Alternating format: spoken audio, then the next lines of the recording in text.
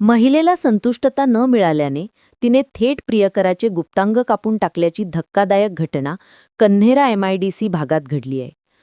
सदर महिला प्रीती शिंदे ही 32 वर्ष विवाहित महिला आहे. ती MIDC मधील एका कंपनीत नोकरी करते.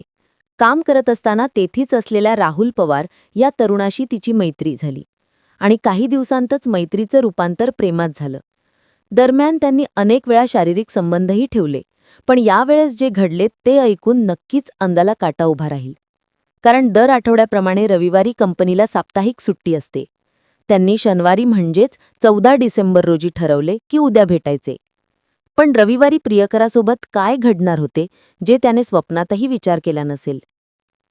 रविवारी आरोपी प्रीतीने मुद्दामून आपल्या पतीला सांगितले की आज कंपनीला सुट्टी नाही, सगळ्यांना हजर राहायचे सांगितले आहे, म्हणून मला आजही ड्युटीला जावे लागेल. नवऱ्याने तिला परवानगी दिली. आता आरोपी महिलेचा मार्ग मोकळा झाला होता.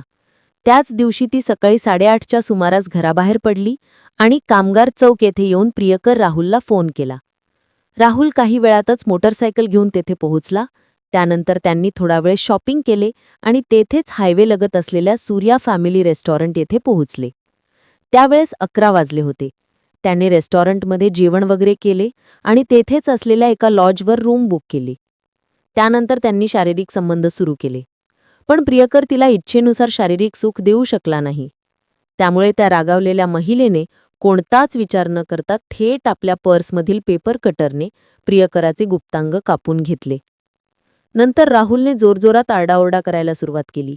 त्याचा आवाज ऐकून हॉटेलमध्ये कार्यरत असलेले कर्मचारी धावत आले आणि दरवाजा उघडला. पाहते तर राहुल हा रक्ताच्या थारोळ्यात पडलेला होता. त्यांनी वेळ न दवडता राहुलला उचलून तात्काळ रुग्णालय गाठले. त्यानंतर डॉक्टरांनी तपासून राहुलला मृत घोषित केले. आरोपी प्रीतीला खुनाच्या गुन्ह्यात अटक करण्यात आली.